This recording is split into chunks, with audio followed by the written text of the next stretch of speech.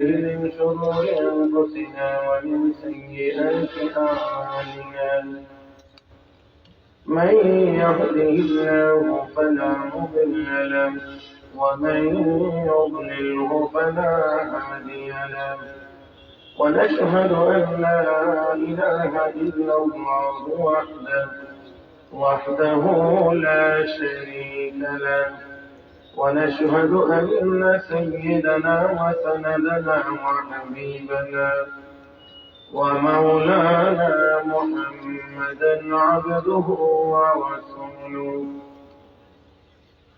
الذي أرسله بالحق بشيرا ونذيرا وداعيا إلى الله بإذنه وسراجا منيرا صلى الله تعالى عليه وعلى آله وأصحابه وبارك وسلم تسليما كثيرا. أما بعد فأعوذ بالله من الشيطان الرجيم. بسم الله الرحمن الرحيم. ومن آياته أن خلق لكم من أنفسكم أزواجا لتسكنوا إليها وجعل بينكم مودة ورحمة إن في ذلك لآيات لقوم يتفكرون. قال رسول الله صلى الله عليه وسلم: الدنيا كلها متاع وخير متاع الدنيا المرأة الصالحة. آمنت بالله صدق الله مولانا العظيم وبلغنا رسوله النبي الأمي الكريم ونحن على ذلك لمن الشاهدين والشاكرين والحمد لله رب العالمين. محبت الشتى شبه درود إبراهيم قولي اللهم صل على محمد وعلى آل محمد كما صليت على إبراهيم وعلى آل إبراهيم إنك حميد مجيد. اللهم بارك على محمد وعلى آل محمد كما باركت على إبراهيم وعلى آل إبراهيم إنك حميد مجيد. شيخ الحديث علامہ گوہرپوری، شیخ اسامتی، شیخ الحدیث دয়ামিরি ও শেখ মহিউদ্দিন কাজী রহমাতুল্লাহ আলাইহির স্মরণে দয়ামির বাজার তাফসীরুল কোরআন কমিটির উদ্যোগে 2 দিন ব্যাপী আয়োজিত 16তম বার্ষিক তাফসীরুল কোরআন মাহফিলের আজকের প্রথম দিনের চলমান অধিবেশনের মুহতারাম সভাপতি নামা ডাক্তার কুমিল্লা আলিয়া, উপস্থিত হযরত উলামা, সমবেত দিনদার ইমানদার মুসলমান ভাইয়েরা, পর্দার আড়ালে অবস্থানরত শ্রদ্ধেয় সম্মানিত মা ও বোনেরা, রব্বে করিমের দরবারে শুকরিয়া আদায় করছি যিনি আমাদেরকে অত্যন্ত দয়া করে, মায়া করে, মেহেরবানি করে আজকের এই মুবারক মজলিসে মুবারক ব্যক্তিদের সামনে আসার, বসার, কোরআন ও সুন্নাহর কিছু কথা বলার ও শোনার তৌফিক দান করেছেন। মহব্বতের সাথে সবাই উচ্চ আওয়াজে পড়ি আলহামদুলিল্লাহ। যারা কষ্ট করে এসেছেন, বসেছেন, আমি আপনাদেরকে অনুরোধ করব আর একটু মনোযোগী হয়ে বসার জন্য। ডাইনে বামে তাকানো যাবে না। আর বসার মধ্যে যারা হাঁটু এভাবে খাড়া করে তারপরে এমনি বাম দিয়ে বসছেন, তাদেরকে বলবো এটা ছেড়ে অন্য যেভাবে সুবিধা হয় সেভাবে বসবেন। আর দ্বিতীয় নম্বর কথা হলো, যে একেবারেই আমার দিকে তাকিয়ে কথাগুলো শুনবার চেষ্টা করবেন। 3 নাম্বার হলো মাঝে মাঝে আমার সাথে একটু যদি কথা বলার দরকার হয়, আশা করি আপনারা একটু কথা বলবেন। রাজি আছেন তো ইনশাআল্লাহ? হ্যাঁ, কথাগুলো যদি গুনাহের না হয়ে সওয়াবের হয়, তাহলে কি আপনারা একটু আওয়াজ করে বলতে পারবেন সবাই? ইনশাআল্লাহ তো সবাই বলেন, একটু বলতে পারবেন? কেমনে বলবেন? হ্যাঁ, ইনশাআল্লাহর আওয়াজটা একসাথে হোক।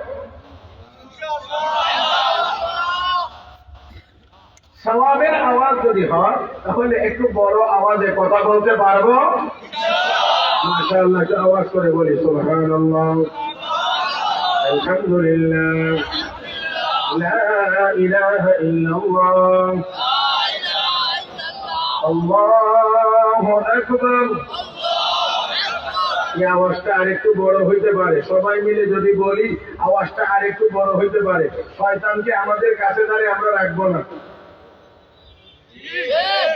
দেরি হয়েছে বলতে, তার মানে কিছুক্ষণ রাখবে না। শয়তানকে আমরা আমাদের কাছে রাখবো না। যদি পারেন তাহলে বর্ডার পার করে ইন্ডিয়া পাঠায় দেন, নরেন্দ্র মোদীর কাঁধে গিয়ে বসে থাকো। তাহলে আল্লাহু আকবার আসতে হবে না জোরে হবে? মহব্বতের সাথে সবাই বলি আল্লাহু আকবার। মাশাআল্লাহ। আপনারা ঘোষণাটি শুনেছেন, লিফলেটেও আছে। আমার একটি বিষয়বস্তু নির্ধারণ করা, স্বামী স্ত্রীর দায়িত্ব ও কর্তব্য। বিষয় একেবারেই সময় উপযোগী, একেবারেই সময় উপযোগী, কিন্তু বিষয়টা আবার খুব বেশি মিষ্টি না, একটু তিতা। কথা বোঝেন নাই? কারণ এই কথাগুলো বললে কিছু স্বামীরাও বেজার, আর কথাগুলো বললে কিছু স্ত্রীরাও বেজার। সেই জন্য বিষয় উপযোগী হওয়ার পরেও কথাগুলো বলতে আমাকে একটু সতর্কতার সাথেই বলতে হবে। আমি আপনাদেরকেও আমার দিকে তাকিয়ে খেয়াল করে শুনবার জন্য অনুরোধ করব।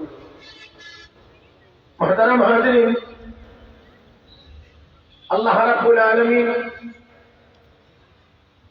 মানুষ সৃষ্টি করেছেন।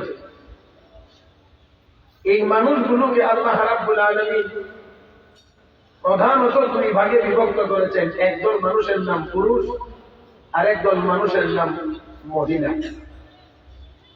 স্বাভাবিকভাবেই পুরুষ এবং মহিলা শারীরিক গঠনের দিক থেকে কিছুটা ভিন্নতা আছে।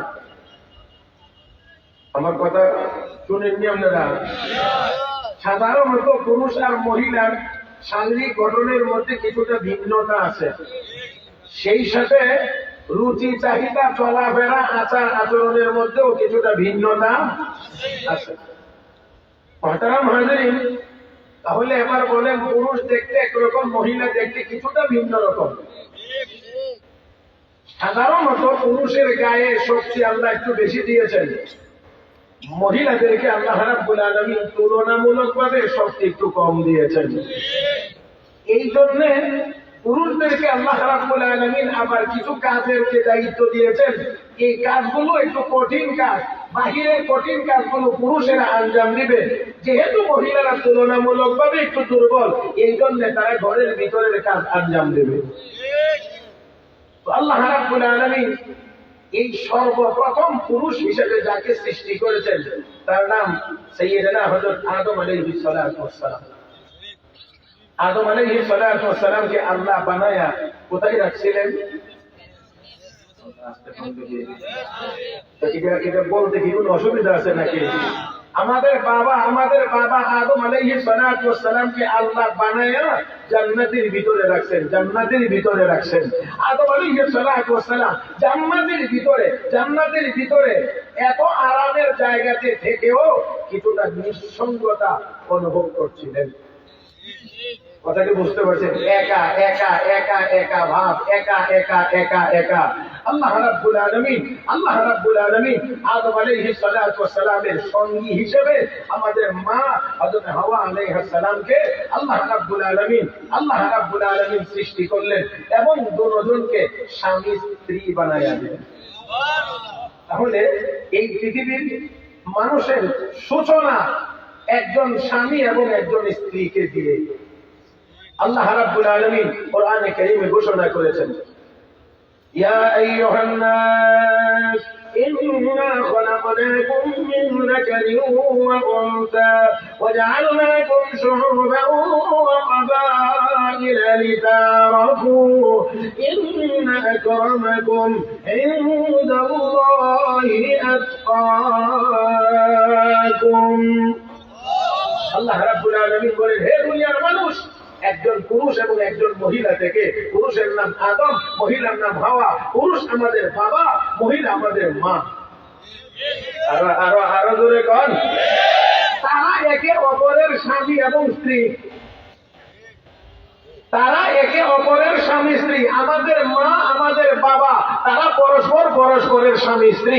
মুহতারাম হাজির, আল্লাহ এই জোড়া সৃষ্টি করে দিলেন তাদের মধ্যে। আল্লাহ রাব্বুল আলামিন অতঃপর আল্লাহ তাদেরকে বললেন, এবার তুমি আর তোমার স্ত্রী দুজন জান্নাতের মধ্যে থাকো, দুজন জান্নাতের মধ্যে থাকো। মুহতারাম হাজির, স্বামী থাকবে যেখানে, স্ত্রীও থাকবে সেখানে।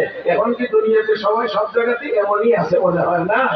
হ্যাঁ হ্যাঁ হ্যাঁ, আমি আগেই না বলছি কিছু কিতাব আছে, বিষয়টা আমার মধ্যে কম এলেমওয়ালা মানুষকে দেওয়াটা মনে হয় ঠিক বিষয়টা, আরো বেশি এলেমওয়ালা মানুষকে দেওয়া দরকার ছিল। মুহতারাম হাজির, স্বামী যেখানে, স্ত্রী থাকবে।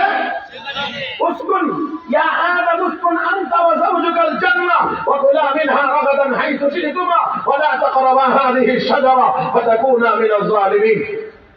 আদম, তুমি এবং তোমার স্ত্রী জান্নাতের ভিতরে থাকো। এখানে সাথে আমি আরেকটা কথা একটু দূর থেকে এখানে আনতে চাই, তা হলো এই, আমাদের বাবা মানুষ, আমাদের মা মানুষ, আমরা মানুষের ঘর থেকে জন্ম হয়েছি মানুষ।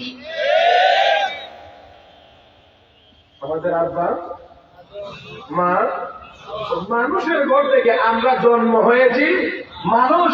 আমরা কখনোই বানর ছিলাম না,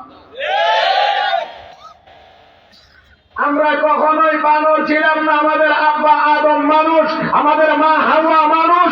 অতএব মানুষের ঘর থেকে আমরা মানুষ হিসেবে জন্ম নিয়েছি, আমরা কখনোই বানর ছিলাম না।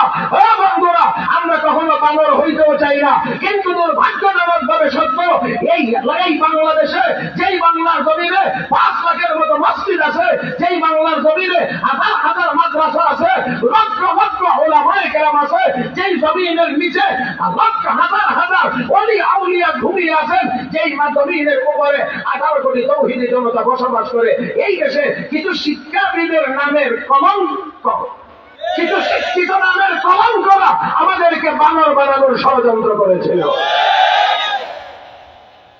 মুহতারাম হাজিরিন, তবে সব সীমাই যখন অতিক্রম করে ফেলে, তখন আবার আমার আল্লাহ ছেড়ে দেন না, ছাড় দেন।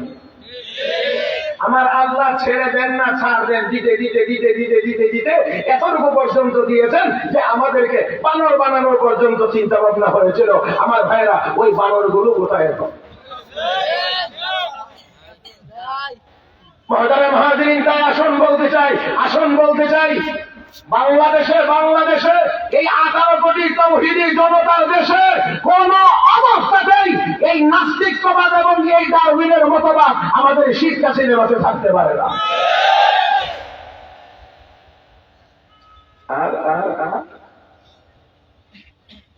আর একটা এটা বলে গেছেন না, শরীর থেকে শরীর না, স্বামী স্ত্রী ভাইবেন করে হবে, সেই কারবার শুরু করছিল। আপনার ম্যাডাম যদি হঠাৎ করে বলে বসলো যে আমি আজকে থেকে লেডিস না জন্ডিস, যদি বলে বসলো, তাহলে আর উপায় কি ছিল? তখন আপনি কি করতেন? কি আজীব কারবার বানাইছেন কে? আসতে করেন, বানাইছেন কে? একদলকে পুরুষ বানাইছেন, একদলকে মহিলা বানাইছেন, দুইজনকে মিলাইয়া স্বামী স্ত্রী বানাইছেন।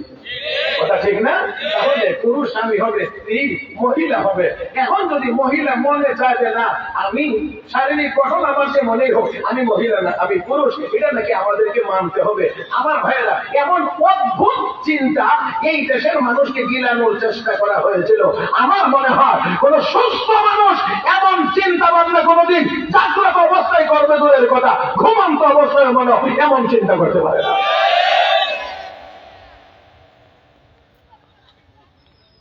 আল্লাহ আমাদের সবাইকে হেদায়েত নসিব করুন। যদি এমনটাই আমাদের দেশে চালু করা যায় তো তাহলে আর স্ত্রী খুঁজে পেতেন, সব স্বামী হয়ে যেত, আর স্ত্রী খুঁজে পাইতেন না।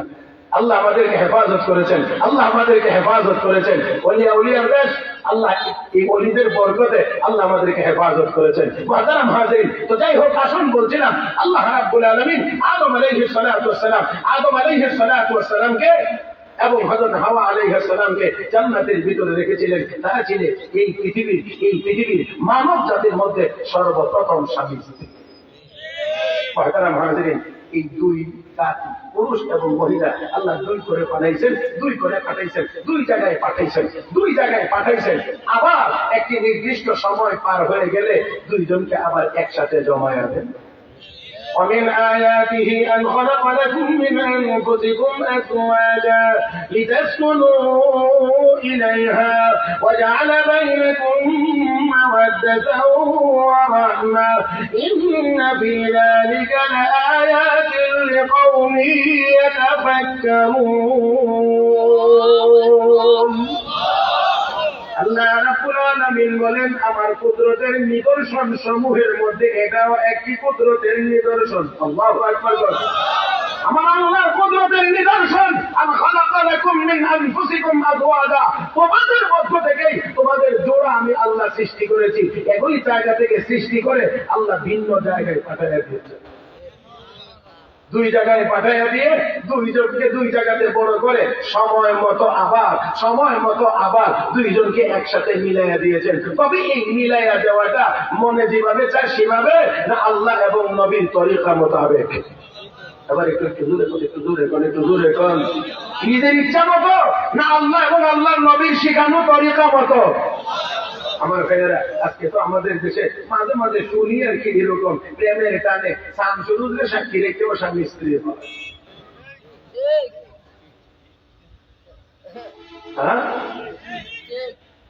মনে হয় আমি এই কথা জীবনে আমি প্রথম শুনাইলাম আপনারা, আর মনে কোনোদিনও শুনছেন না। আপনারা নড়াচড়ার ভাবে বোঝা যায় যে এই জীবনের প্রথম আজকে এই কথা শুনলেন। শামসুরুজ বলে সাক্ষী হয়। আমার ভাইয়েরা, এই কথাগুলোর মাধ্যমে দুইজনকে একত্রিত করে কোনার কাজ করায় আমাদেরকে আর মানুষ হিসেবে রাখতে চায় না। এই সমস্ত কথাগুলো যারা সমাজে চালু করতে চায় তারা আমাদেরকে কুকুর বিড়ালের মতো পরিণত করতে চায়। আমার ভাইয়েরা, বিয়ে শাদী বিষয়টা কোরআন সুন্নাহ মোতাবেক হবে, আল্লাহর নির্দেশ রাসূলের শিখানো তরিকা মোতাবেক হবে। আমার আপনার নবী, বিশ্ব নবী রাহমাতুল লিল আলামিন, নবী মুহাম্মদুর রাসূলুল্লাহ সাল্লাল্লাহু আলাইহি ওয়াসাল্লাম যেভাবে, যে পদ্ধতিতে, যে নিয়মে বিয়ে শাদী করেছেন এবং করতে বলেছেন, আমাদের স্বামী স্ত্রী হইতে হবে সেই নিয়ম মাফিক। যেমন এর মধ্যে অন্যতম একটা হলো গায়ে হলুদের মাধ্যমে।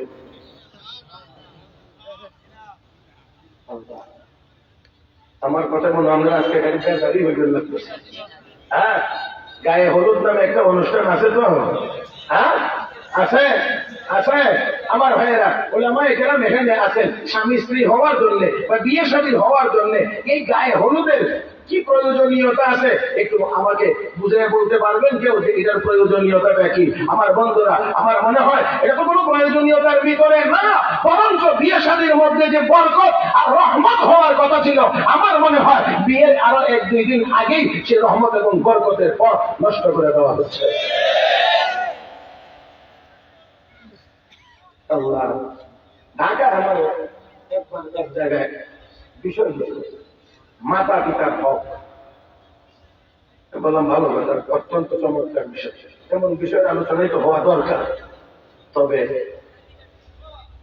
সন্তান মাতা পিতার কোলে জন্ম হয়, এই সন্তান মা বাবা লালন পালন করে সন্তান বড় হয়ে মা বাবার হক আদায় করবে। তবে সন্তান জন্ম নেওয়ার পরে সন্তানেরও কিছু হক আছে মা বাবার উপরে। মা বাবা এই হক আদায় করবে আগে, সন্তান আদায় করবে পরে। এখন আপনারা একটু দেখেন তো আপনারা আপনাদের সন্তানের হক আদায় করছেন কিনা, এটা একটু দেখেন। তার আগে আমি একটু বলি, সন্তান তো হবে পরে, আগে তো আপনারা স্বামী স্ত্রী হয়েছেন, তারপরে আপনাদের সন্তান হয়েছে। তো আপনারা স্বামী স্ত্রী কেমনে হয়েছিলেন, আপনারা বিয়ে ঠিক হয়েছেন আগে, এটা একটু দেখতে হবে। ও আল্লাহ, ওই থেকে যখন শুরু হয়েছে অনেকের চেহারা নূর আর নাই, সব অন্ধকার হয়ে যাচ্ছে। কথা বুঝতে পারেন নাই মনে হয়? ওইখান থেকে শুরু হলে চেহারার মধ্যে আর নূর থাকে না।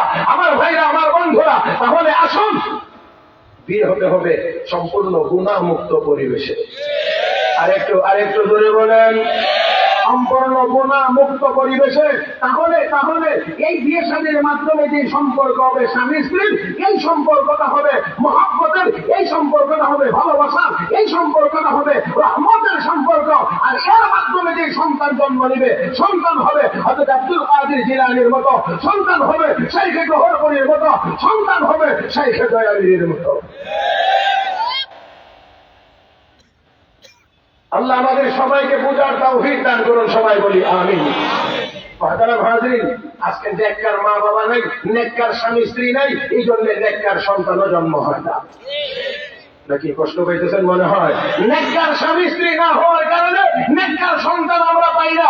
আমার বন্ধুরা, স্বামী স্ত্রীর মধ্যে যেমন করে নেক আমলের অভ্যাস নাই, এই জন্য গুনার কাজের ভিতর দিয়ে দিন যাপন করে সন্তানও তেমনই হয়। সেই জন্য আপনাদের সকলের জানা আছে, আমার লম্বা ঘটনা বলা উদ্দেশ্য নয়, শুধুমাত্র একটু জিনিস বোঝানোর জন্য শুধুমাত্র বলা। তা হলো এই, হযরত আব্দুল কাদের জিলানী রাহমাতুল্লাহ আলাইহির বাবা ওই পানিতে ভাসমান একটা ফল খাওয়ার পরে চিন্তা হয়েছিল, আমি কার ফল খাইলাম। কথা বল না কেন? হারাম খাওয়ার চিন্তা ওনার ভিতরে না হালালের চিন্তা? আমি কারটা খাইলাম, খুঁজে গিয়ে বের করলেন মালিকের, বললেন আমি মনে হয় আপনার অনুমতি ছাড়া আপনার গাছের ফল পানি দিয়ে ভেসে যাচ্ছিল, আর আমি সেই ফল খেয়ে ফেলেছিলাম। অতএব আমি আপনার কাছে ক্ষমা নেওয়ার জন্য এসেছি, আপনি আমাকে দয়া করে ক্ষমা করে দেন। ও মুসলমান, একটু ভাবেন তো, ওই বেচারা নিজেও বাগানের মালিক যিনি ছিলেন, উনিও চিন্তায় পড়লেন, আরে আমার বাগানের কত ফল কতভাবে খায়া ফেলে, কত ধরে নিয়ে ফেলে, কেউ আসে না, আর এই যুবক আমার বাড়িতে এসে ক্ষমা নেওয়ার জন্য। নিশ্চয়ই যুবক কোনো সাধারণ যুবক না, আল্লাহওয়ালা যুবক। এবার ঠিক আছে রাখো, আমি আসতেছি। বাড়ির ভিতরে গেছেন, ঘুরে আসলেন, আইসা বললেন এত বছর আমার বাগানে যদি কাজ করো তাহলে আমি তোমাকে ক্ষমা করব। এবং ক্ষমা তো নিতে হবে, এত বছর কাজ করা লাগবে, তারপরে ক্ষমা নিতে হবে। ঠিক আছে, রাজি হয়ে গেছে। এত বছর কাজ করার পরে এবার বলতেছেন আমার তো এত বছর পূর্ণ হয়েছে, যত বছর উনি বলছিলেন পূর্ণ হয়েছে, এখন বলেন আমাকে ক্ষমা করে দেওয়া যায় কিনা, আর আমি যাইতে পারবো কিনা? কহা যাইতে পারবা, তবে তবে তবে আমার আরেকটা শর্ত আছে। বলে কি, আমার একটা মেয়ে আছে, মেয়েটাকে বিয়ে করতে হবে। তবে মেয়ের কোয়ালিটিটা আগে শোনো, চোখে দেখে না, হাঁটতে পারে না, কথা বলতে পারে না, কানে শুনে না। এমন স্ত্রী হইলে, এমন কইনা হইলে দয়ামীরের সবাই রাজি বিয়া করবার লাগে। হ্যাঁ, মাশাআল্লাহ। কোন যুবকের যদি বলা হয় যে মেয়ে কানে শুনে না, চোখে দেখে না, কথা বলতে পারে না, হাঁটতে জানে না, এমন কইনা বিয়ে করা লাগবে। আল্লাহ মাফ করুন, না জানি রাগের ছোটে পছন্দ হলে তুমি করে নেবে। কি করবে, উপায় নাই। রাজি হয়েছে, ঠিক আছে আমি এই মেয়েকে বিয়ে করব, বিয়ে হয়ে গিয়েছে। এবার ডাক দিয়ে তো দামান, আমরা কি কোন দামান? এ দামান বাবা, যাও ওই রুমে তোমার স্ত্রী আছে। প্রবেশ করলেন, গিয়ে দেখেন স্ত্রীর চোখ আছে ভালোভাবে দেখে, কানেও শুনে, কথাও বলতে পারে, পাও সহি সালামতি আছে, হাঁটতেও জানে। লাফ দিয়ে ঘর থেকে বের হয়ে এসে বলেন শ্বশুর আব্বাজি বললেন কি, আর ঘরের ভিতরে রাখলেন কি? ও বাবা কি হয়েছে? আপনি বলছেন আপনার মেয়ে চোখে দেখে না, আমি গিয়ে দেখি সে চোখে দেখে। আমি দেখি, আপনি বলছেন কানে শুনে না, আমি গিয়ে দেখলাম কানেও শুনে। হাঁটতে পারে না বললেন, গিয়ে দেখি হাঁটতে পারে। কথা বলতে পারেন না বলছেন কথা বলতে পারে।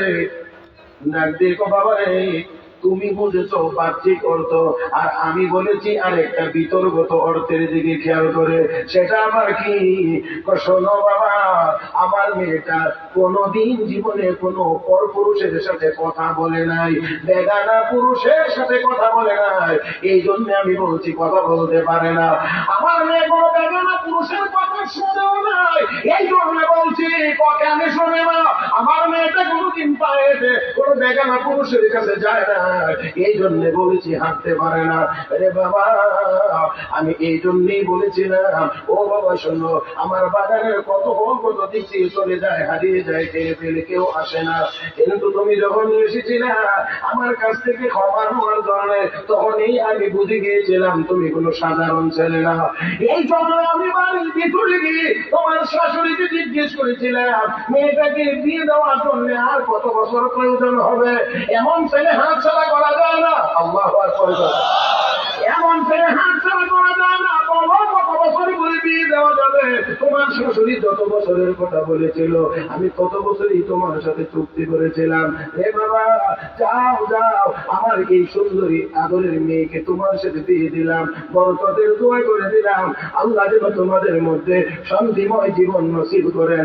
ও মুসলমান, ওই স্বামী স্ত্রীর ঘর থেকে জন্ম হয়েছিল হযরত আব্দুল কাদের জিলানী।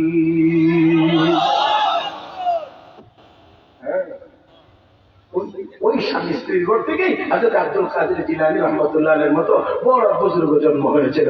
ও মুসলমান, ও মুসলমান, কোন পদ্ধতিতে স্বামী স্ত্রী হয়েছেন আগে সেই জায়গাটা একটু দেখেন, সেই জায়গাটা একটু দেখেন। ও মুসলমান, যতদিন পর্যন্ত কোরআন সুন্নাহ মোতাবেক আমাদের জীবনের প্রতিটা কদম উঠবে না, কদম পড়বে না, উঠা বসা হবে না, ততদিন পর্যন্ত যতই সম্পদের পরিমাণ বাড়ুক, বাড়ি গাড়ি বাড়ুক, বিশাল ব্যবসা বাণিজ্য দেখে দিয়ে শান্তি হোক, শান্তি হবে না, শান্তি হবে না, শান্তি হবে না, শান্তি হচ্ছে না। যার কারণে আপনারা কতটুকু জানেন আমি জানি না, তার চেয়ে আমি আপনাদেরকে শুধু একটু শুনাইতে চাই। তা হলো এই, বর্তমানে বিশেষ করে বড় বড় শহরে, বিশেষ করে রাজধানী শহরে বিয়ে বিচ্ছেদের ঘটনা আশঙ্কাজনক হারে বৃদ্ধি পাচ্ছে। আশঙ্কাজনক হারে বৃদ্ধি পাচ্ছে বিয়ে বিচ্ছেদের ঘটনা। এখন আর স্বামী স্ত্রীর সাথে একসাথে মিলেমিশে থাকবে না, চলবে না, আলাদা হয়ে যাবে, আলাদা হয়ে যাবে। এই আলাদা হওয়ার জন্য আবেদনের পরিমাণ অনেক বেশি, আর এই বিবাহ বিচ্ছেদের ঘটনা আশঙ্কাজনক হারে বৃদ্ধি পাচ্ছে। আমার ভাইয়েরা, একটু সামান্য খেয়াল করতে হবে। তাহলে পৃথিবীর অন্যান্য জাতি ধর্মের লোকদের কাছে এই ফ্যামিলি সিস্টেম বা স্বামী স্ত্রী সিস্টেম তাদের অনেকের কাছেই নাই। আপনারা শুনলে অবাক হবেন, চায়না, এই চায়না মেয়েরা বিয়েই করতে চায় না, বিয়ে করতেই মোটে রাজি হয় না। আমার বন্ধুরা, তাহলে এবার দেখেন, আমি আপনাদেরকে জিজ্ঞেস করি, যদি বিয়ে শাদী না হয় আর এই দিক থেকে যদি তাদের চাহিদা পূরণের অবাধ সুযোগ থাকে, তাহলে এটা তো আর মানুষ থাকে না, মানুষ থাকে না, এটা তো জীবজন্তু জানোয়ারে পরিণত হয়ে যায়। মুহতারাম হাজিরিন, আল্লাহ রাব্বুল আলামিন পুরুষ মহিলা উভয়ের শরীরেই জন্মগতভাবে আল্লাহ কিন্তু চাহিদা দান করেছেন। এর মধ্যে একটা চাহিদা হলো আমাদের খাবারের চাহিদা, আরেকটা হলো যৌন চাহিদা। মুহতারাম হাজিরিন, কথাগুলো শুনতে একটু যদিও লজ্জা, তারপরেও আমি একেবারেই যেই কথাগুলো না বললেই হয় না, আমি শুধু সেইগুলোই বলার চেষ্টা করব, এর চেয়ে বেশি না। এই চাহিদা অবশ্যই মানুষের দেহের ভিতরে, এটা আল্লাহ প্রদত্ত। আর এই চাহিদা পূরণ করার একমাত্র বৈধ পদ্ধতি হচ্ছে স্বামী স্ত্রীর সম্পর্ক। তাহলে এটা অত্যন্ত গুরুত্বপূর্ণ, এটা অত্যন্ত গুরুত্বপূর্ণ। আমার ভাইয়েরা, সাথে মনে রাখতে হবে এই সম্পর্কটা আল্লাহর কাছে অনেক অনেক অনেক অনেক বেশি প্রিয় সম্পর্ক। অনেক যত সম্পর্ক আছে এই সম্পর্কের মধ্যে স্বামী স্ত্রীর সম্পর্কটা আমার আল্লাহর কাছে সবচেয়ে বেশি প্রিয়।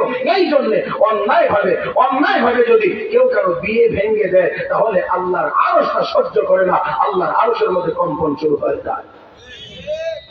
আল্লাহ রাব্বুল আলামিন বলেন, ومن آياته أن خلق لكم من أنفسكم أزواجا لتسكنوا إليها।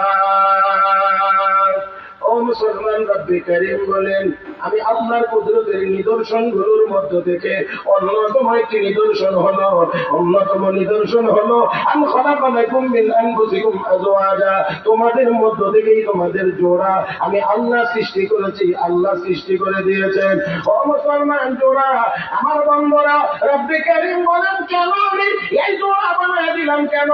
আন খালাকা লাকুম মিন আনফুসিকুম আজওয়াজা লিতাসকুনু ইলাইহা, যাতে করে তোমরা পুরুষেরা ওই স্ত্রীদের কাছে গিয়ে যেন প্রশান্তি লাভ করতে পারো, স্ত্রীদের কাছে গিয়ে যেন মনের সান্ত্বনা পাও, প্রশান্তি লাভ করতে পারো।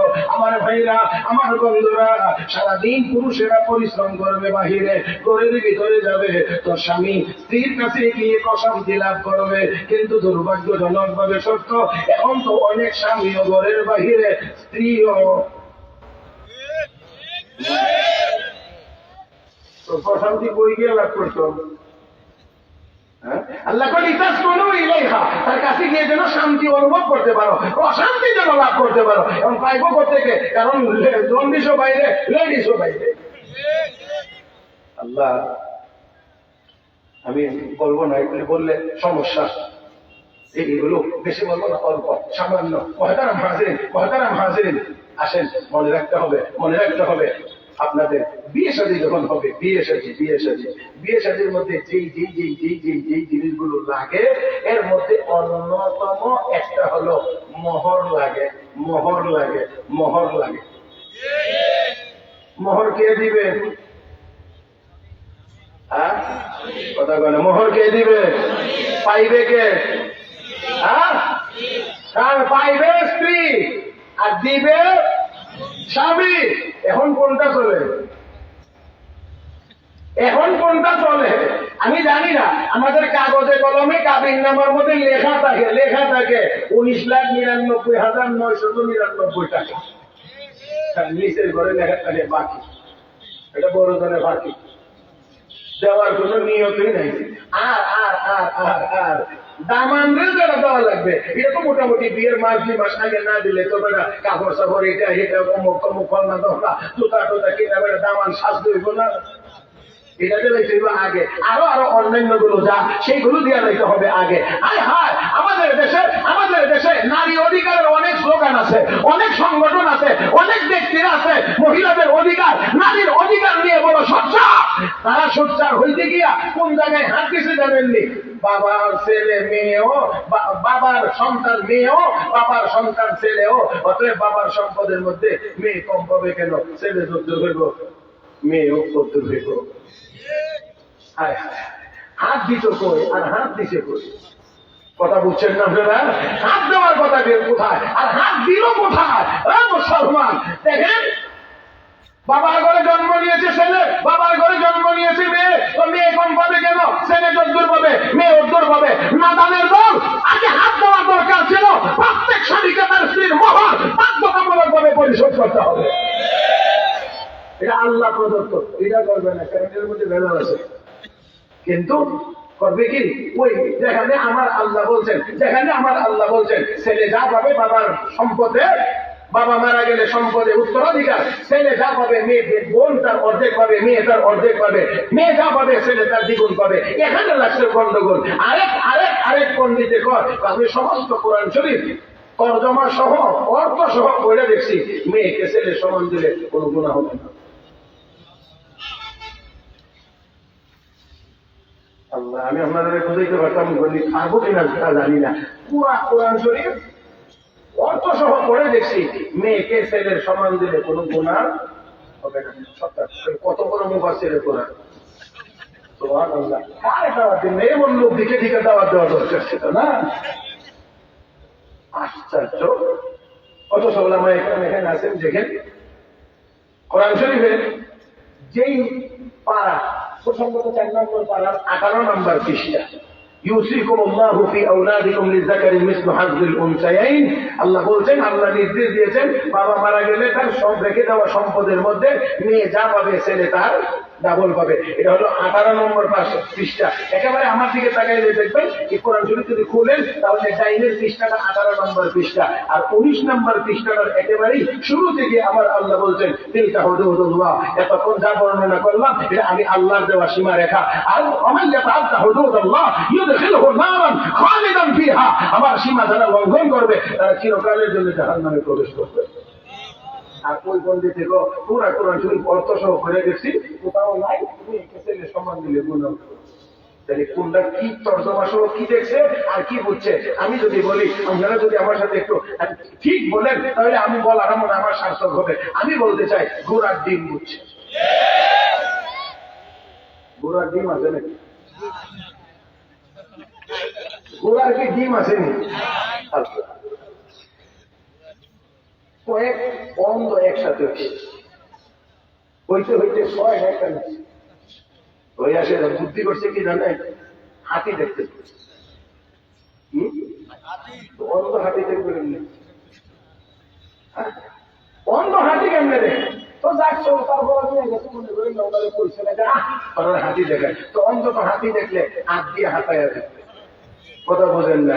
এখন বলেন তো একটা হাতির সারা শরীর কি একজন অন্ধের পক্ষে হাত বুলানো সম্ভব?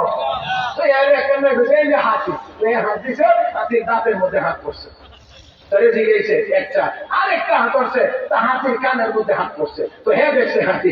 আরেকটা এটা হাতির পিঠের উপরে হাত করছে, তো এটা দেখছে একটা। আবার আরেকটা হাতির ভেড়ের মধ্যে হাত করছে, তো এটা দেখছে আরেকটা। এখন দেখেন আরেকটা দেখছে হাতির লেজের মধ্যে পড়ছে, এটা দেখছে হাতি একটা। আবার আরেকজনে দেখাইছে তো হাতির ভাইয়ের মধ্যে হাত দিছে, তো হ্যাঁ দেখছে হাতি একটা। 6 জনে 6 জায়গায় হাত দিছে। এখন হাতি 6 জনের বিবরণে একরকমই হইল। হ্যাঁ, দাঁতে হাত করতে গেলে জিজ্ঞা খেয়েছে হাতি কেমন দেখছো? হাতি দেখছে মোলার মতো। কিসের মতো? মোলার মতো। আর একটা জিজ্ঞাসা দেখো হাতির ক্যামের মধ্যে হাত করছে, তুই হাতি কেমন দেখছো? না না, মোলার মতো না, হাতি কুলার মতো। হাতির কান তো বড় বড় না, কুলার মতো। আর একটা জিজ্ঞাসা এই হাতির ভেড়ের মধ্যে হাত করছে, তুই হাতি কেমন দেখছো? না, হাতি ডালের কুলার মতো বড় ভেড়। তো দেখে এবার আরেকটা জিজ্ঞাসা তুই কেমন দেখছো হাতি? সেটা হাত করছে পিঠে। না না না, হাতি কুলার মতো না, মোলার মতো না, দানের গোলার মতো না, এটা খাটের মতো, পালনের মতো, বিশাল বড় জায়গা আছে ঘুমানোর মতো। হ্যাঁ, এবার হাতির পায়ের মধ্যে যেটা হাত করছে, তুই কেমন দেখছো হাতি? হাতি কলা গাছের তোমার মতো, মোটা মোটা। তুই হাতি কেমন দেখছো? দেখো হাত করছে লেজের মধ্যে। ও না, দেখা যা কইছে একটার মতো না, হাতি হচ্ছে লাঠির মতো। এবার আপনারা বলেন তো দেখি কাজটা ঠিক হয়েছে? একটাও না। তার কারণ কি? মূল কারণ কি? মূল সমস্যা কোথায়? মূল সমস্যা হলো চোখে। মূল সমস্যা হলো চোখে। মূল সমস্যা হলো চোখে। চোখে না দেখার কারণে এক এক জায়গায় হাত দিছে, হাতির বিবরণ এক এক রকমের দিয়েছে। আমাদের দেশেও যে পণ্ডিতেরা বলতে চায় সমস্ত কোরআন অর্থ সহ আমি পড়ে দেখছি কোথাও নাই মেয়েকে ছেলের সমান দিলে গুনাহ হবে। এদের কোরআন তর্জমা পড়া আর ওই অন্ধদের হাতি দেখা একরকম দেখা কোনো ব্যবধান থাকতে পারে না। হাত দিছে দিয়ে কোরআনের ওই জায়গার মধ্যে হাত দেওয়ার কথা, হাত দেওয়ার কথা যেটা ইসলাম বলেছে, মোহর স্বামী দিবে, স্ত্রী পাবে।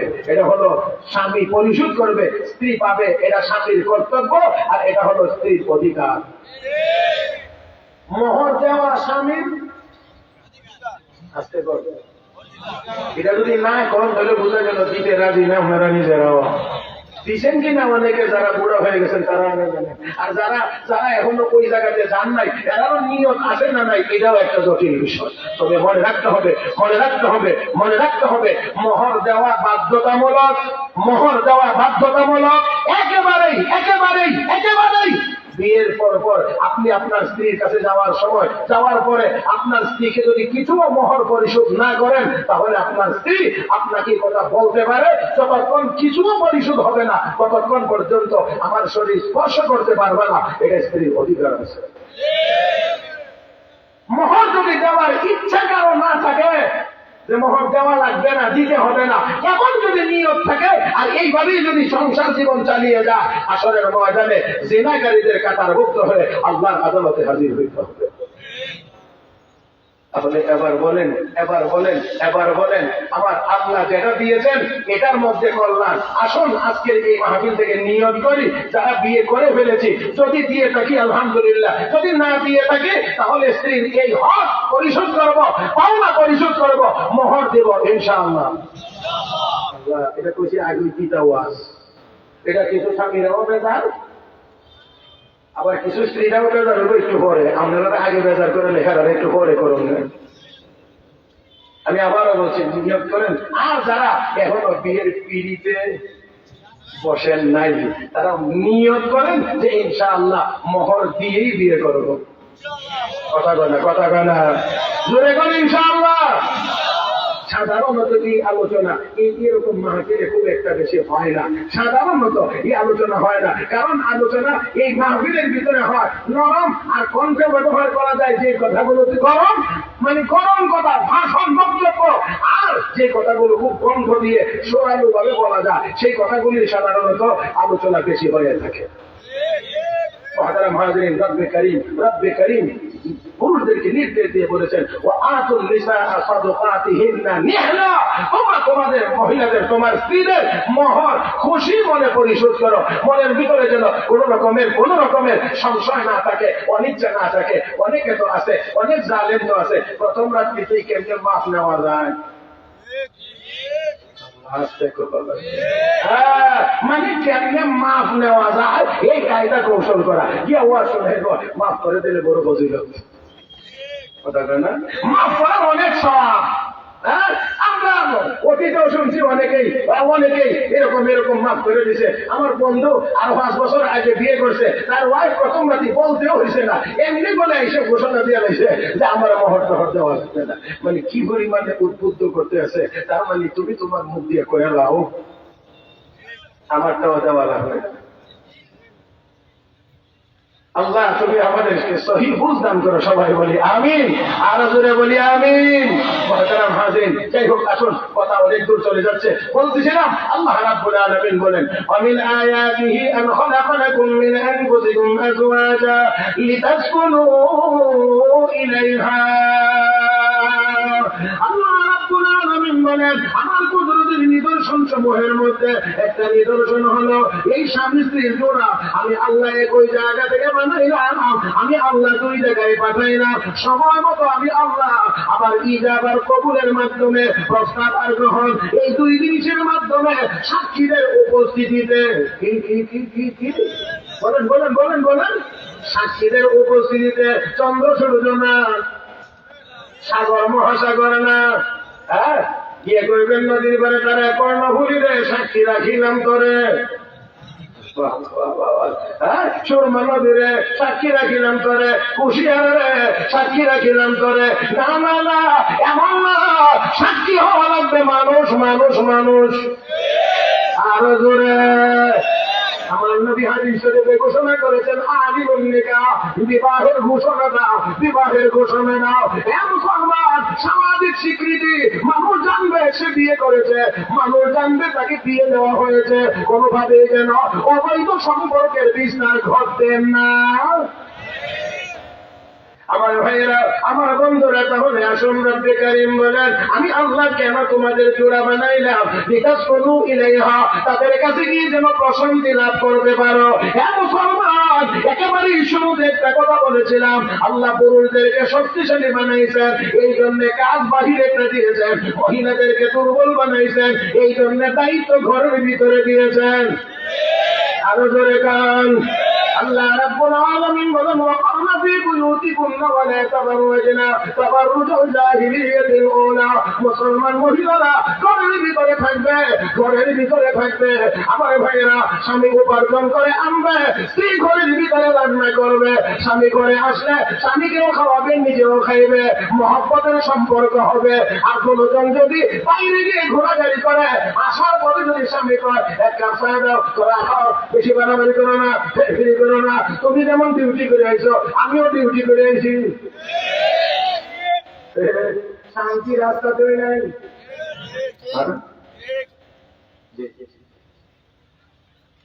মহতারাম হাজিরিন, বুঝতে হবে বাহির সামলাইবে একজন, ভিতর সামলাইবে আর একজন। আমার ভাইয়েরা, স্বামীর হক আছে, স্ত্রীর হক আছে, কিন্তু সাথে মনে রাখতে হবে আর রিজালু কাওয়ামুন আলান নিসা বিমা ফাদ্দালাল্লাহু বা'দাহুম আলা বা'দ ওয়া বিমা আনফাকু মিন আমওয়ালিহিম। মুসলমান পুরুষের মহিলাদের উপরে আল্লাহ পুরুষকে কর্তৃত্ব দান করেছেন, নেতৃত্ব দান করেছেন। মহিলাদেরকে আল্লাহ নেতৃত্ব দেওয়ার জন্য বানান নাই, পুরুষদেরকে আল্লাহ নেতৃত্বের জন্য বানিয়েছেন। আল্লাহ আমরা তো এখন নেতৃত্ব মহিলাদের হাতে দিতে আর দেওয়ার কোনো জায়গা নাই। আমি এখন দেখছি শুধু মসজিদের ইমামতিটা এখনো বাকি আছে, শুধু মসজিদের ইমামতিটা এখনো বাকি আছে। এখানে এখনো মহিলাদেরকে নিয়োগ দেওয়া হয় না। জানি না আবার কোন সময় কোন মহিলা কোন গ্রুপে আন্দোলন শুরু করে দেয় যে আমরা যদি খতিব যদি পুরুষ হয় তখন যেখানে ইমাম মহিলা উদ্যোগ। আল্লাহ আমাদের সবাইকে হেফাজত করুন। আরো জোরে বলি আমিন। মহতারাম মুসল্লিরা, মহতারাম স্বামী, মহতারাম উপস্থিতি, বিনয়ের সাথে বলছি যার যেখানে কাজ, পুরুষের গায়ে শক্তি বেশি, এই জন্য কোদাল দিয়ে মাটি কাটলে কোদালটা মাথার উপরে উঠে খুব দিলে এত বড় একটা চাকা ওঠে, কথা ঠিক না? আর মহিলারা দিয়েও মাটি কাটায় আমাদের দেশে অধিকারের নাম দিয়ে। এটা বলে অধিকার, মাথার মধ্যে লয় পূজা আর কয় কি মাথার মধ্যে ন্যায় বুঝা আর বলে কি অধিকার। বলে অধিকার হইল সে স্বামীর ঘরে থাকবে, স্বামী উপার্জন করে তারে ঘরে বসায় খাওয়াইবে, এটা হইল অধিকার। কিন্তু জালেমের দল না বুঝে রাস্তায় গিয়ে মাটি ঘরে তো মাটি কাটা অধিকার। আমি আপনাদেরকে সেখানে নিয়ে যেতে পারবো না, ঘড়ির কাটা আমাকে বেশি পারমিশন দিবে না। এই জন্য তবে আমি একটা কথা আপনাদেরকে বলে দিচ্ছি, সেটা হলো একজন মহিলার মৌলিক 3টা পরিচয়। আমি আগেই বলছি ওয়াদের ভিতরে বেশি মিষ্টি নেই, মিষ্টি অল্প পাওয়া যাবে, একটু তিতাই বেশি। একজন মহিলার মৌলিক 3টা পরিচয় আছে। 1 নাম্বার, সে একজনের মেয়ে। একেবারে আমার দিকে তাকায় শুনবেন দয়া করে, যেহেতু বিষয় আমি চেষ্টা করছি যতটুকু আমি পারি। মহতারাম হাজিরিন, একজন মহিলার মৌলিক 3টা পরিচয়। 1 নাম্বার, সে একজনের মেয়ে। 2 নাম্বার, সে একজনের স্ত্রী। 3 নাম্বার, সে একজনের মা। আমি আবারও বলছি, সমস্ত মহিলাদের মৌলিক 3টা পরিচয়। জন্মের পরে বিয়ের আগ পর্যন্ত সে একজনের মেয়ে, এটা তার পরিচয়। যেই মাত্র বিয়ে হয়ে যাবে তখন তার পরিচয় পরিবর্তন হবে, তখন সে একজনের স্ত্রী। মহতারাম হাজিরিন, সন্তানের মা যখন হবে তখন স্ত্রী হওয়ার পাশাপাশি সন্তানের মা, এটা তার আরেক পরিচয়। এবার দেখেন মহিলাদের উপরে পুরুষের কর্তৃত্ব কেন? রব্বে কারীম বলেন 2 কারণে। কয় কারণে? মহিলাদের উপরে পুরুষেরা কর্তৃত্ব করবে 2 কারণে। 1 নাম্বার, বিমা ফাদ্দালাল্লাহু বা'দাহুম আলা বা'দ, আল্লাহ একজনকে আরেকজনের উপরে শ্রেষ্ঠত্ব দান করেছেন। আর আল্লাহ বলছেন আমি পুরুষদেরকে মহিলাদের উপরে নেতৃত্ব দেওয়ার শ্রেষ্ঠত্ব আমি দান করেছি। তো স্রষ্টাই যখন সৃষ্টিকে দান করেছেন, তোমার এত মাথা ব্যথা হইল কেন? আল্লাহ বলেন বিমা ফাদ্দালাল্লাহু বা'দাহুম আলা বা'দ, এটা আমি আল্লাহর ইচ্ছা, আমি বানাইছি, আমি বলছি পুরুষেরা মহিলাদের উপরে নেতৃত্ব দেবে। 2, অবিমা আনফাকু মিন আমওয়ালিহিম, পুরুষেরা মহিলাদের পিছনে তাদের টাকা খরচ করবে। কথা বুঝেন নাই মনে হয়? এবার টাকা খরচ শুরু হয় ওই মোহর থেকে শুরু।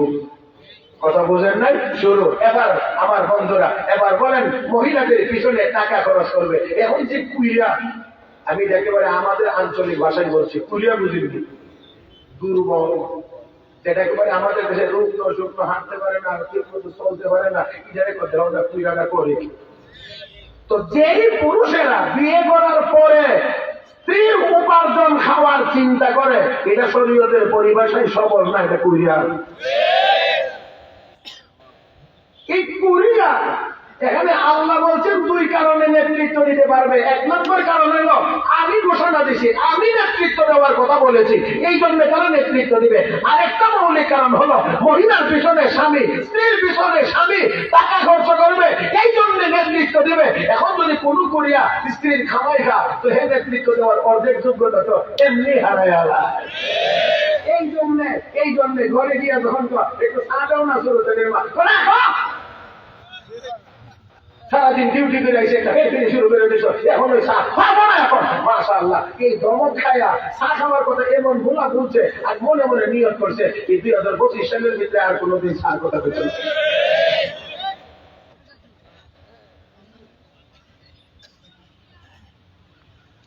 কারণ এই নেতৃত্ব দেওয়ার দুঃখতা দুই কারণে।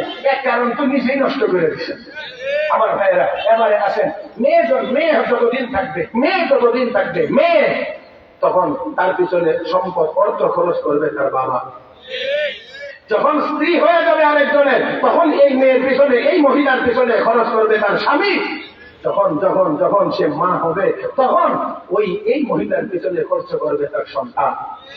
আমার ভাইয়েরা এবারে আসেন আরেকটু দেখি, আপনাদেরকে বলি। দেখেন, জন্মের পরে সাবালিকা নাবালিকার কোনো প্রশ্ন না। ওলামায়ে কেরাম এখানে আছেন, বিয়ে দেওয়ার আগ পর্যন্ত তার লালন পালন ভরণ পোষণ যাবতীয় সব কিছুর দায়িত্ব তার বাবার উপরে ন্যস্ত। বিয়ের আগ পর্যন্ত লালন পালন করবে সে। সন্তান যখন তার বিয়ে হয়ে যাবে, তখন তার লালন পালনের দায়িত্ব পুরাটা বহন করবে তার স্বামী মরণ পর্যন্ত।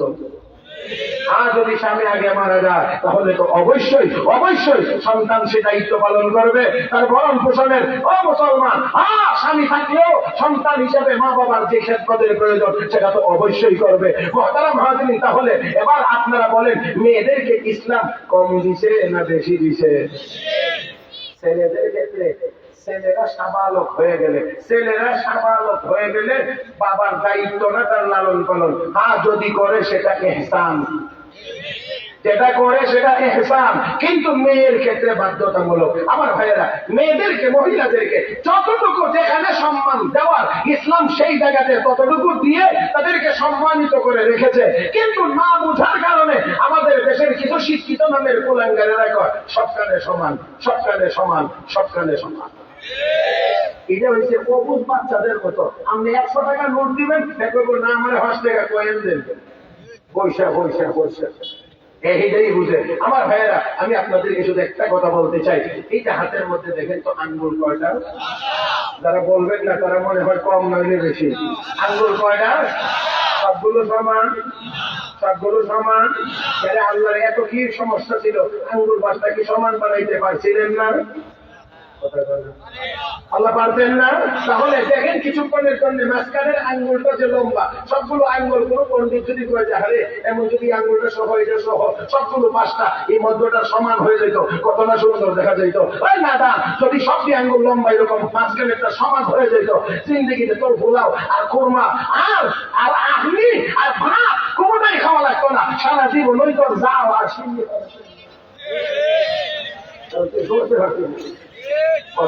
কথা কয় না। তাহলে বোঝা গেল এই সমাজের মধ্যে আমাদের জন্য কল্যাণ নাই, দেবতাদের ভিতরে কল্যাণ। এই জন্য আল্লাহ আঙ্গুল সবগুলো সমান বানায় দেন নাই। মুসলমান, নারী আর পুরুষ 2 দল বানাইছে আল্লাহ। 2 দলকে আবার আল্লাহ সব জায়গায় সমান বানান নাই, কারণ সব জায়গায় সমান বানাইলে সমাজের শৃঙ্খলা ঠিক থাকবে না। এই জন্য কোনো জায়গাতে আমার আল্লাহকে বোঝান রেখে দিয়েছে। কিন্তু বাদাম আমার দরকারি প্রথম বললে কি সমান হওয়া যায়? বললে কি সমান করা যায়? হাতির বাচ্চা, ব্যাঙের বাচ্চা দেখছে রাস্তা দিয়ে হাতি হেঁটে থাকে, তো ব্যাঙ আইসে বলে বাচ্চা কমাগো উঠিয়েছে, এখান দিয়ে এত বড় একটা প্রাণী গেছে, অনেক বড়। ব্যাঙের ভিতরে জ্বালা যন্ত্রণা, আমার চেয়েও বড়, কথা বুঝছেন না? আমার চেয়েও বড়। এখন মা তোমার চেয়েও বড়। এখন ব্যাঙে ফেরে ফাটা পেটের ভিতরে হাওয়া ফুলে আর একটু করে দিলে আরো বড়।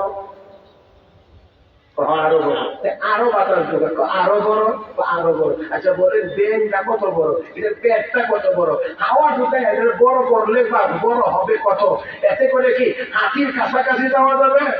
এখন যতই বলে এত বড়, হ্যাঁ আরো বড়, আরো বড়, বলে হ্যাঁ আরো বড়। এখন এই করতে করতে হাওয়া ঢুকাইতে ঢুকাইতে এক পর্যায়ে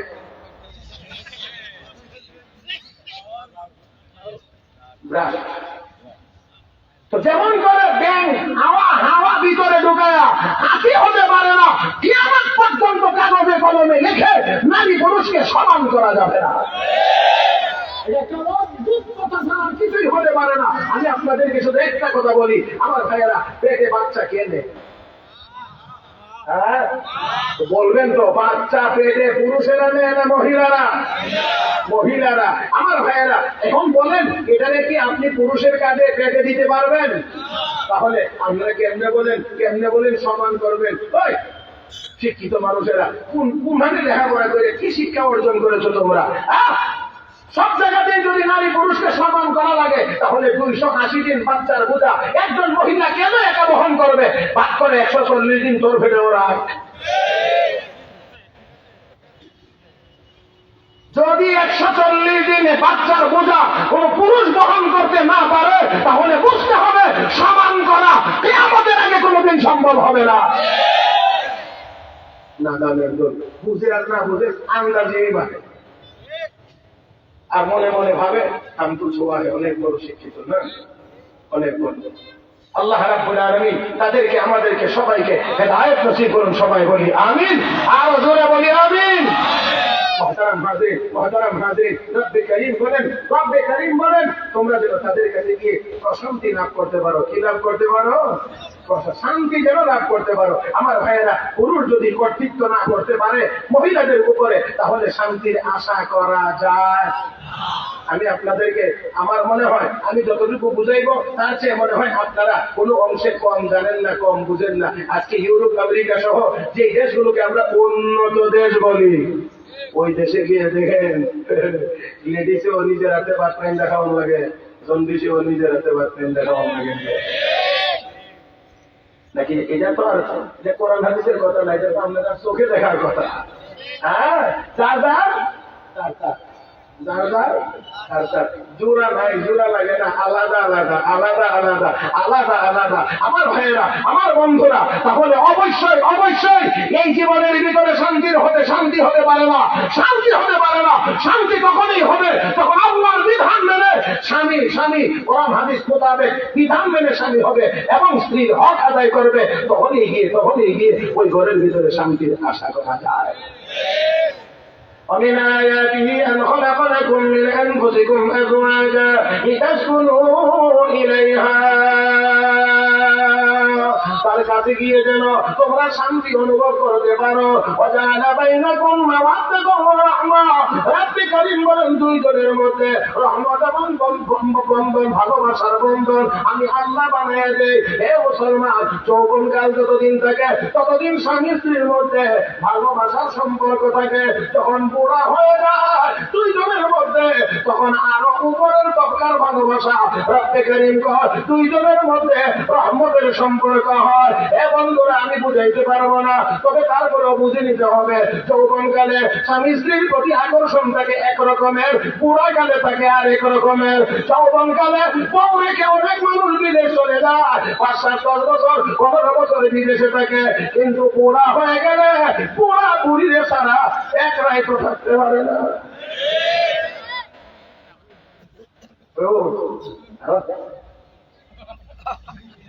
ও ভাই, আমি কইতাছি আপনারা আমার আমার দিক বুড়া হয়ে গেলে এটা আমার এটা হাসির খুশির তামাশার কথা না। রব্বে কারীম বলেছেন দুইজনের মধ্যে সম্পর্কের গভীরতা আরো উন্নতি লাভ করে। এই জন্য জোয়ান কালে রাগারাগি করে একটা আরেকটা চলে এদিক ওদিক দৌড় মারে, কিন্তু বুড়া কালে কিন্তু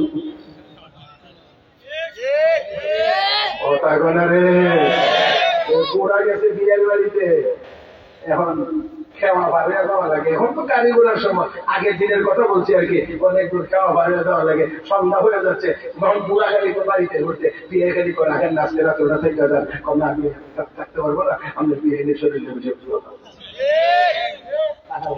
আর এই যে পরিবর্তন হয়ে হয়ে গেলে না ধীরে ধীরে কি রে তোর দাদাজি কইছে না আয়া হবো, এখনো দিয়ে আইসে না, সংস্কৃতি হয়ে গেছে। হ্যাঁ,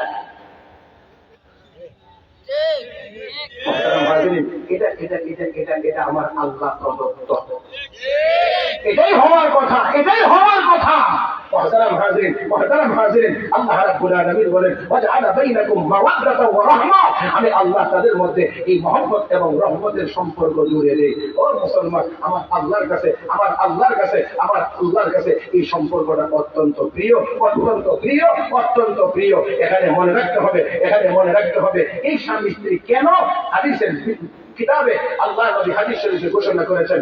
দেখেন, লক্ষ্য করে قال رسول الله صلى الله عليه وسلم يا معشر الشباب من استطاع منكم الباءة فليتزوج فإنه أغض للبصر وأحسن للفرج ومن لم يستطع فعليه بالصوم فإنه له وجاء أو كما قال عليه الصلاة والسلام আল্লাহ নবী বলেন, হে যুব সমাজ, হে যুবকেরা, বিয়ে শাদীর খরচ নিবারণের মতো ত্রিপুর চালানোর মতো যদি সামর্থ্য তোমার থাকে, শারীরিক এবং অর্থনৈতিক উভয় দিক দিয়ে যদি তোমার সামর্থ্য থাকে, তাহলে তার জন্য উচিত সে যেন বিয়ে করে নেয়।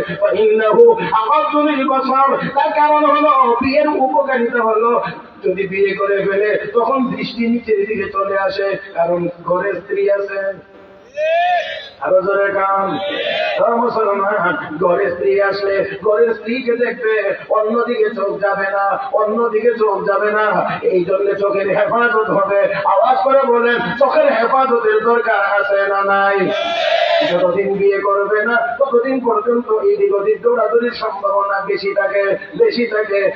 থাকে। ও মুসলমান, বিশ্বনবী রাহমাতুল্লিল আলামিন বলেন, যুবকেরা রে, সামর্থ্য আছে তো বিয়ে করো, কারণ এতে করে তোমার চোখ নিচের দিকে যাবে, চোখ ঠান্ডা হবে, চোখ নিচে থাকবে, অন্যদিকে দৌড়াদৌড়ি করবে না। আমার ভাইয়েরা, হাকিমুল উম্মত মুজাদ্দিদ মিল্লাত হযরত আব্বাস মাওলানা আশরাফ আলী থানভী রাহমাতুল্লাহি আলাইহি বলেন, একটা বদনজর, একটা কুনজর, একটা বেগানা মহিলার দিকে ইচ্ছাকৃতভাবে যদি কেউ কোনো মানুষ চায়, এই একটা নজর থেকে যদি কেউ বেঁচে থাকতে পারে, এই একটা নজর থেকে বেঁচে থাকা 10,000 রাকাত নফল নামাজ পড়ার চাইতেও বেশি দামি। কারণ একটা নজরের কারণে, একটা বদনজরের কারণে এটার রিয়াকশন ভিতরে চলতে থাকে আরো অনেক দূর পর্যন্ত। এই জন্য বলেন, একটা নজর থেকে বেঁচে থাকা 10,000 রাকাত নফল নামাজ পড়ার চাইতেও বেশি দামি। মুহতারাম হাজিরিন, আর আমার নবী বলেন, বিয়ে করার যুবক যদি সামর্থ্য থাকে, কারণ ইন্নাহু আগাদ্দু লিল বসর, দৃষ্টিকে নিচে নেওয়ার সবচেয়ে বড় হাতিয়ার হলো বিয়ে করা। মুহতারাম হাজিরিন, 2 নম্বর, আল্লাহ নবী বলেন, আহসানু লিল ফারাজ, নিজের যৌনাঙ্গের সর্বোচ্চ হেফাজত এবং নিরাপত্তার গ্যারান্টি হয় বিয়ে শাদীর মাধ্যমে। আমার ভাইয়েরা, তাহলে অবশ্যই বিয়ে শাদী এটা একটা ইসলামী শরীয়তে অত্যন্ত গুরুত্বপূর্ণ একটি বিষয়। গুনাহ থেকে বাঁচার জন্য অন্যতম একটা আল্লাহর বিধান। এই বিধান পালন করলে গুনাহ থেকে বাঁচা যায়। ও মুসলমান, এই জন্য বিশ্ব নবী অন্য হাদিসে বলেছেন, মান তাজাওয়াজা ফাকাদ ইসতাকমালা নিসফাদ দ্বীন ফালইয়াত্তাকিল্লাহা ফিন নিসফিল বাকি। যে ব্যক্তি বিয়ে করেছে সে তার অর্ধেক দিন পূর্ণ করে ফেলেছে, বাকি অর্ধেকটা যেন নিয়ে সে চিন্তা করে ওইটা কেমন করে পূর্ণ করবে। আমার ভাইয়েরা, তাই আসুন এই সম্পর্কটা আমরা যেন, এটা অত্যন্ত গুরুত্বপূর্ণ। লক্ষ্য করে দেখেন, আমার নবী তার স্ত্রীদেরকে কি পরিমাণ মহব্বত। আমার নবী তার স্ত্রীদেরকে, নবীর দাম্পত্য জীবন দেখেন, একটু পড়ার সুযোগ হলে একটু পড়েন, একটু শুনবার সুযোগ হলে একটু শুনেন। আমার আপনার নবী তার স্ত্রীদেরকে এত বেশি ভালোবাসতেন। আম্মা খাদিজাতুল কুবরা রাদিয়াল্লাহু তাআলা আনহাকে কি পরিমাণ ভালোবাসতেন, আম্মা আয়েশা সিদ্দিকা রাদিয়াল্লাহু তাআলা আনহাকে কি পরিমাণ ভালোবাসতেন। রাহমাতুল লিল আলামিন নবী মুহাম্মদুর রাসূলুল্লাহ সাল্লাল্লাহু আলাইহি ওয়াসাল্লাম সারাদিন বাহিরে এত কাজ আঞ্জাম দিয়েও আম্মা আয়েশা বলেন মাঝে মাঝে আমার রান্নার কাছে সহযোগিতা করতেন। মাশাআল্লাহ, সহযোগিতা করতেন আমার রান্নার কাছে। আবার একসাথে খাইতে বসলে আমি গ্লাসে মুখ লাগাইয়া পানি পান করতাম। গ্লাসটা রাখলে নবী গ্লাসটা হাতে দিয়ে বলতেন, আয়েশা তুমি না কোন দিক দিয়ে মুখ লাগাইয়া পানি পান করছো? হুজুর এই দিক দিয়ে। আমি যেখানে মুখ লাগাইয়া পানি পান করছি রাহমাতুল লিল আলামিন সেই জায়গায় মুখ লাগাইয়া পানি পান করতাম। এই ছিল মহব্বতের সম্পর্ক। আর আমরা তো এখন ওয়ান টাইম গ্লাস একজনের আরেকজনের ব্যবহার সর্বনা তার আলাদা হতে হবে। ভদ্রতার চরম শিখরে গিয়ে পৌঁছে গেছি। মহতারাম ভাইদের এখন অনেকে ভাতটা পর্যন্ত হাত দিয়ে খাইবে না। দেখবেন হোটেলে এই মাত্র গত রাত মনে সম্ভবত তার আগের রাত এক হোটেলে গেছি, পেটে খিদা তো বলছি কি আছে, বলছে বোনা খিচুড়ি আছে, আনো। মাশাআল্লাহ খিচুড়ি হয়েছে, 2 ঘন্টা মিশেছে। তখন বুঝলাম যে অনেক জেন্টেলম্যানেরা হাত মোবারক ব্যবহার করে না, সামিস মোবারক দিয়েই খায়। কথা বুঝলেন না? আমি আগে বলছিলাম বেশি মিঠা পাওয়া যাবে না, পিতা কিছু লাগবে আর কি। আমার ভাইয়েরা সেজন্য আসেন। আপনি আপনার হক আদায় করবেন। মহতারাম হাজির, একটা কথা মনে রাখতে হবে, আমি স্বামীদেরকেই বলবো, মহিলাদেরকে আজকে বলার তেমন আর সুযোগ মনে হয় আমার আর আসছে না। আমি বলছিলাম 9টায় শেষ করবো, এখন ঘরের কাটা 9:15, 9:30 পর্যন্ত তাকায় থাকলে লাভ হবে না। আমার ডায়েরিতে মাগরিবের ঘরে লেখা, কেমনি আসার পরে এসে এটাও জানি না। তারপরে আমার মতো এত কম যোগ্য মানুষকে বিষয়টা আরেকটু আগে ক্লিয়ার জানাইলে আমার আরো ভালো হইতো, কিন্তু আমি মনে হয় খুবই আমার স্মরণে পড়ে না। যার তারপরও আলহামদুলিল্লাহ, সুম্মা আলহামদুলিল্লাহ। এখন যদি আবার আপনারা বেশি খাওয়াইতাম চাই তো আরেকদল উপাসে মরবে।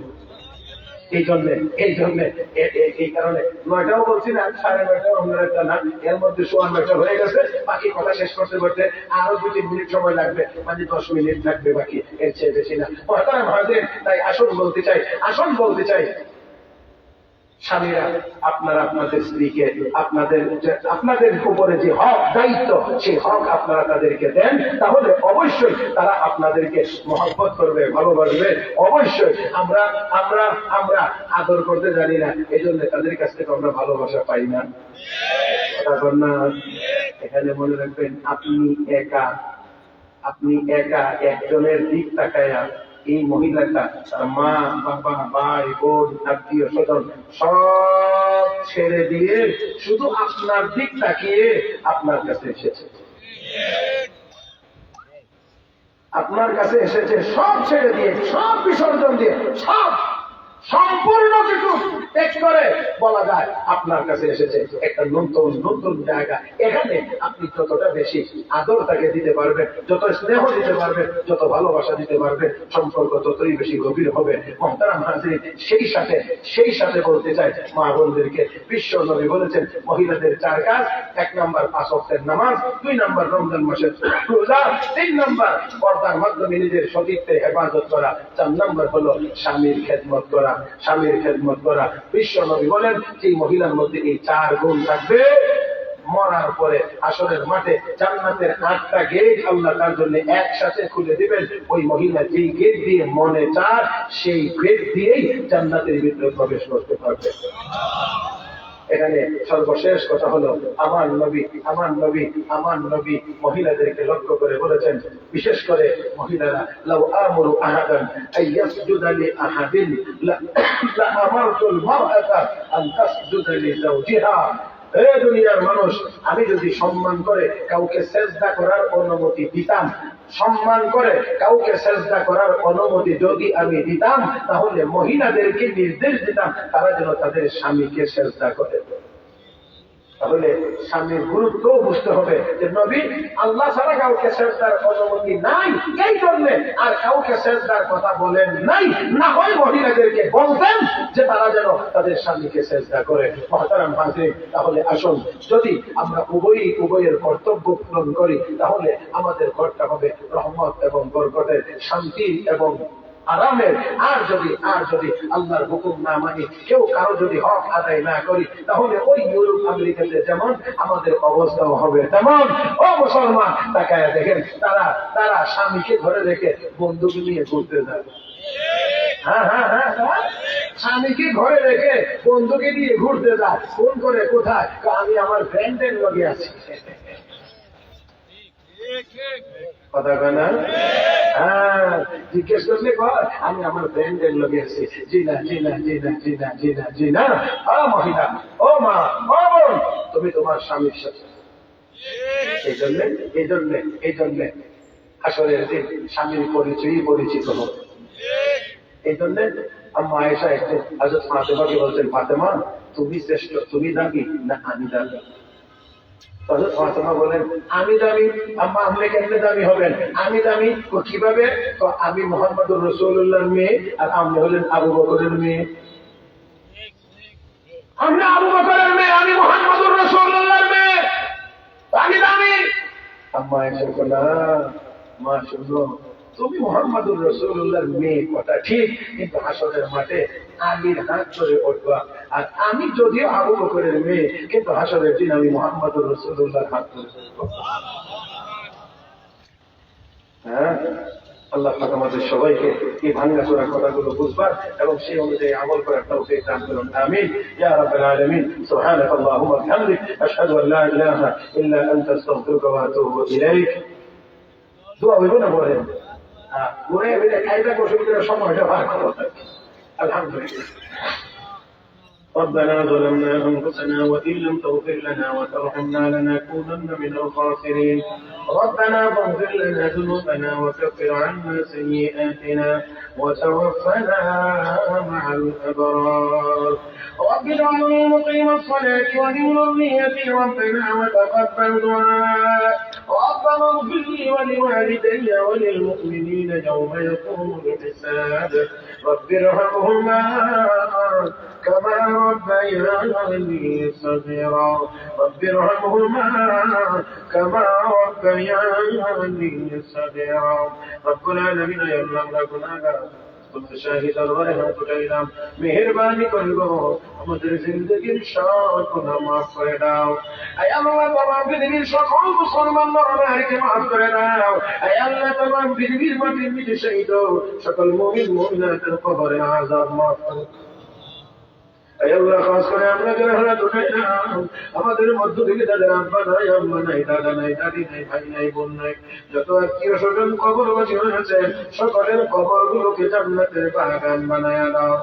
রব্বুল আলামিন, আল্লাহ, যে সকল বুজুর্গদের স্মরণে মাহফিলের আয়োজন, আয় আল্লাহ, সকল বুজুর্গ আলেমদের কবরকে জান্নাতুল ফিরদৌসের আলা মাকাম বানিয়ে দাও। রব্বুল আলামিন, আল্লাহ, এই মাহফিলের প্রতিষ্ঠা লগ্ন থেকে তিনি মওত পর্যন্ত বয়ান করে গেছেন। আল্লাহ, হযরত আল্লাহ মাহফুজ হযরত মাওলানা জুবাইর আহমদ আনসারী রাহমাতুল্লাহি আলাইহি কবরকে তুমি জান্নাতুল ফিরদৌসের আলা মাকাম বানিয়ে দাও। রব্বুল আলামিন, আয় আল্লাহ, আজকের এই মাহফিলে তার এই সুযোগ করছে যে আমন্ত্রিত হয়ে এসেছেন, আল্লাহ, তাকেও তুমি দীর্ঘ নেক হায়াত নসিব করে দাও। বাবার শূন্য জায়গাটা পুরা করার তৌফিক দাও ইয়া আরহামার রাহিমিন। আয় আল্লাহ, কোরআন হাদিসের আলোকে যারা কিছু বলছি শুনছি, আল্লাহ, আমাদের সবাইকে বুঝবার এবং আমল করবার তৌফিক দাও। আল্লাহ, আমাদের স্বামী স্ত্রীর মধ্যে মহব্বত আরো বাড়িয়ে দাও। আল্লাহ, প্রত্যেকের হক আদায় করার তৌফিক দাও।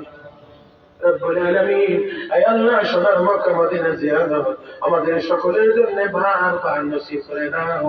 আয় আল্লাহ, আমাদের পক্ষ থেকে অসংখ্য গণিত দরুদ ও সালামের হাদিয়া তোমার প্যারা হাবিবের রওজা মুবারকে পৌঁছে দাও। তোমার হাবিবের ওসিলা আমাদের সকলের দোয়া কবুল মঞ্জুর করে নাও। রব্বানা তাকাব্বাল মিন্না ইন্নাকা আনতাস সামিউল আলীম ওয়া তুব আলাইনা ইন্নাকা আনতাত তাওয়াবুর الرحيم.